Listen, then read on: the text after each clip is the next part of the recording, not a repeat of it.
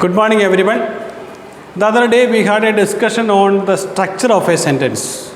So we were talking about how sentences are framed, and we have seen that the rudimentary, the fundamental, basic part of a sentence is a letter, and combining a few letters you make a word, and combining a few words you make phrases, and combining a few phrases you make clauses, and with a few clauses you make a complete sentence.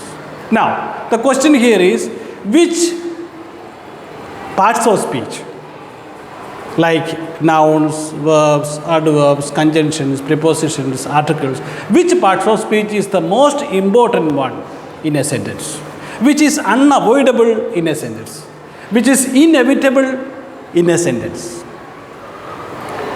If you look at a sentence, we can make out that the most important part of a sentence is a verb. For example, you might have heard about the shortest sentence in English. Shortest sentence in English is I am.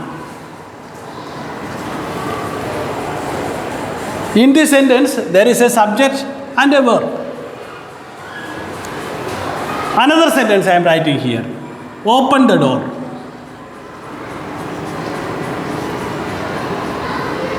Here, this is a verb without which a sentence cannot be framed. Another instance here, this is a complete sentence because it is an imperative sentence. It is an imperative sentence. It is a command. So, it's a complete sentence, but where is the subject? Here you have a subject. It's a pronoun and it is a subject. But here you don't have a subject, but you have a verb. So, it shows that without a verb, you cannot make a complete sentence. A sentence is a group of words which makes a complete sense and complete meaning. Okay, so therefore, the most important part of a sentence is a verb, without which you cannot make a complete sentence. Secondly, verbs are the only parts of speech which are changing, dynamic. They change from time to time because they are actions or they are state, they are being. Therefore, they keep on changing. There is no other no tense for a noun or a preposition or a conjunction because they don't change. For example, a pencil is pencil always. A pencil is pencil yesterday, okay, today and tomorrow. There is no change in that. But the actions that I do or the actions that you do keep on changing. Therefore, the verbs are so dynamic. Okay, so dynamic and they have tenses.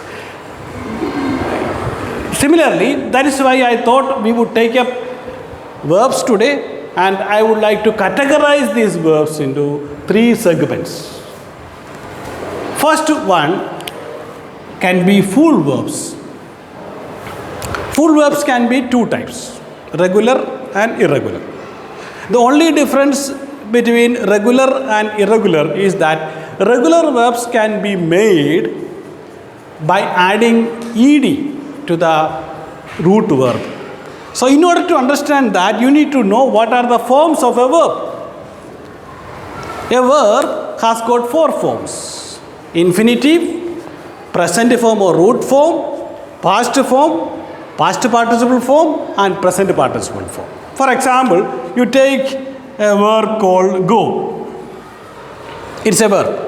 Okay, it's a regular verb. It's a regular verb. Sorry, it's an irregular verb. It is an irregular verb because it doesn't have ed there. So this is a verb, and infinitive of this is to go. Infinitive, there are two types of infinitives: infinitive with to and infinitive without to. Infinitive without to is the base form or base form. Infinitive with to is the infinitive, real infinitive.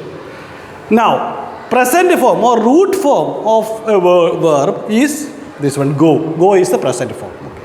Now, past form of this verb is went. Past form. Past participle form of this verb is gone. And present participle or ing form of this verb is going. Okay. Such type of verbs are irregular verbs which have got different past tense and past participle. For example, go, went, gone, okay, etc. But if it is a regular verb, you can make a past tense and past participle by adding ed to the root verb. For example, work. This is root form and past tense is worked. Past participle is worked. Ed. And present participle is working. Okay? So these verbs, full verbs are action verbs. It can be action verbs. It can be action verbs. Most of the full verbs are actions. But unfortunately, many students confuse verb as actions. But verbs are not always actions. They are beings also. That is where we find these three verbs. Primary, auxiliary verbs. For example, this be here. Be is a root verb. It has got different present forms and past forms. For example, present form of be is are, am, are, is. Past form was and were. Why are there many forms? Because depending on the person it changes. For example, if the subject is I, it should be am in the present tense. Okay. If the subject is we, it should be are in the present tense. If it is he, then it should be is. So depending on the subject, depending on the number of the subject, the verb also changes. This is present tense. In past tense also, this is present tense. In past tense, for example, it should be was. If it is we, it should be were. If it is he, it is was.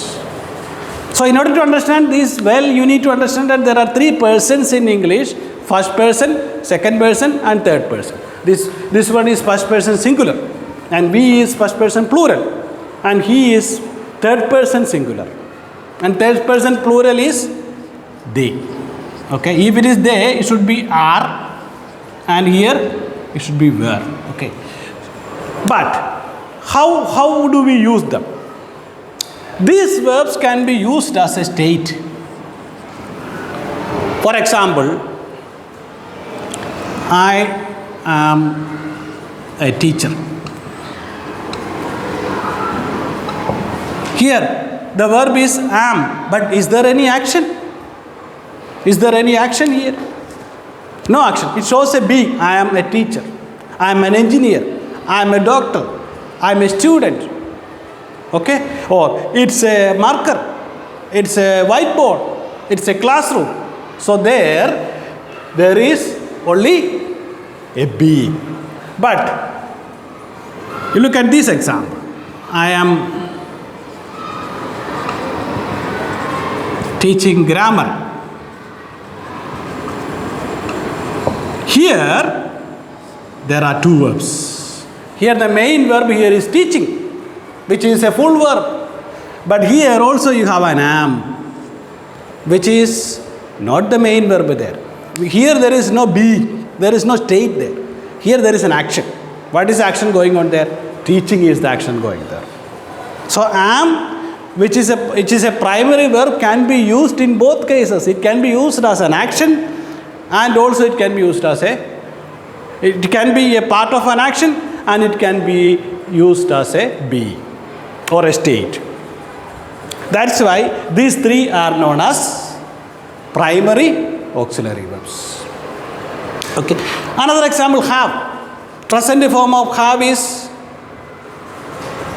I have. Past form is had. Then we have,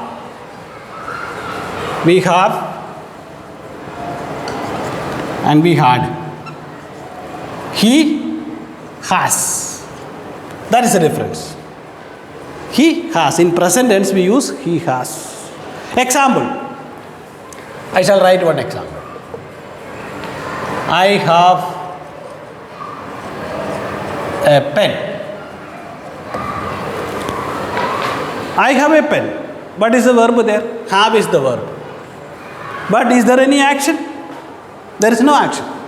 It shows possession. It shows possession. The meaning here is I own a pencil. Or I own a pen.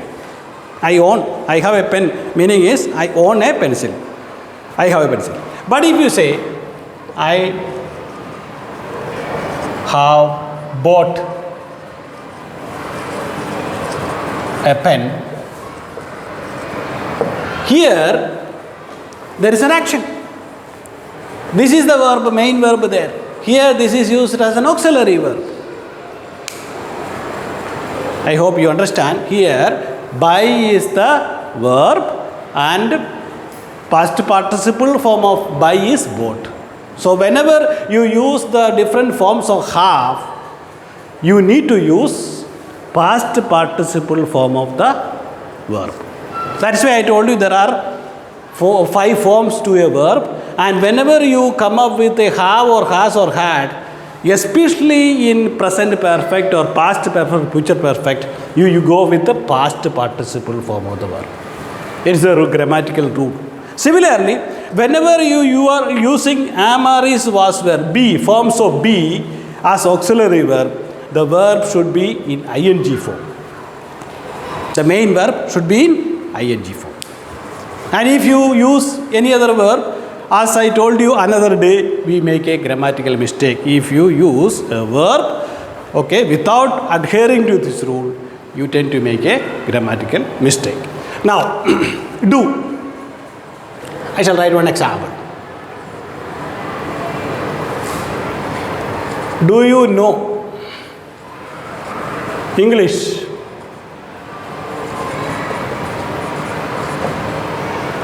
Here, there is an action. No. But I did that. It's very simple thing. I did that. There it is used as a main verb. But normally these do, does, did are used to ask a question or to talk about negatives.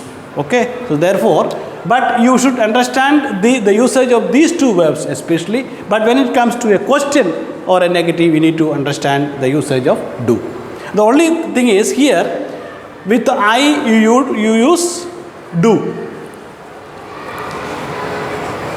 With we also do.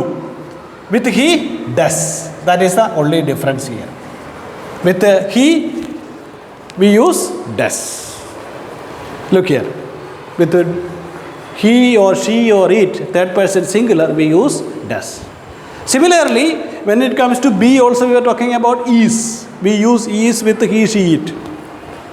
I was talking about how, I said we use has with he, she, it. All other persons we may come up with have or normally have. Okay, so you do is normally used with questions and negatives, I told you. Now the third one is very important. They are modal auxiliaries. They show attitude. That is why they call modals, mood. They show the mood of the speaker. They show the mood of the speaker. If I say you shouldn't speak when I take a class, when I take a lecture, you shouldn't speak. That means you are not supposed to speak. You mustn't smoke. It's a command that you must not smoke. You can take down a little notes. That shows an ability. Shows an ability. May I come in? That shows you're requesting for a permission. It might rain today. It's a possibility. It's a prediction that it might rain today. You ought to obey your teachers. It shows an obligation, a moral responsibility that you should obey your parents. Ought to, okay? You ought to obey your parents.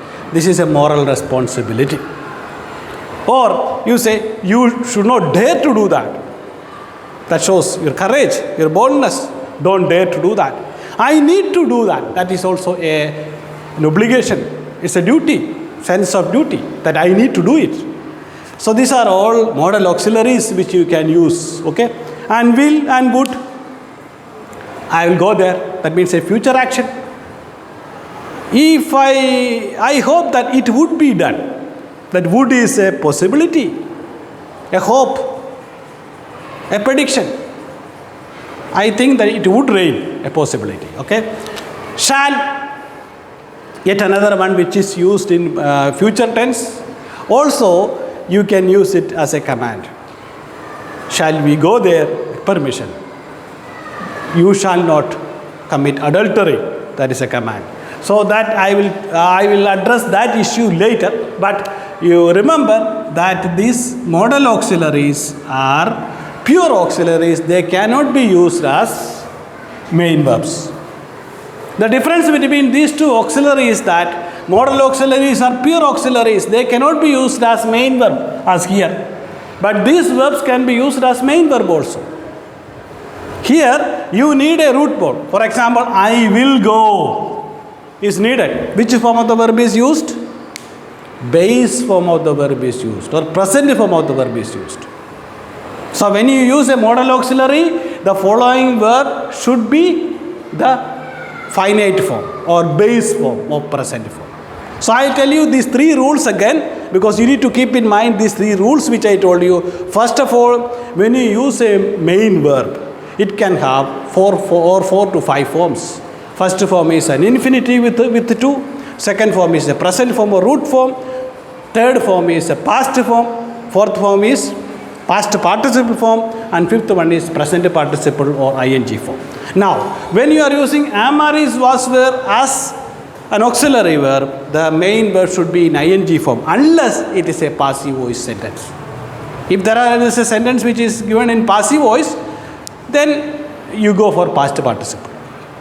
For example, you are requested to go there. You are advised not to talk here. Okay? So there it is passive voice, it is not active voice. That is an exceptional rule there. But if it is an active voice sentence, definitely if you come up with a be, okay, then you need to have ing form of the verb. Then when it comes to have, you need to have the past participle form of the verb. For example, I have been to France. Meaning is that I have visited France. Third one is do. When you use any form of do in a sentence, the base form of the verb or present form of the verb is used, or the main verb is used.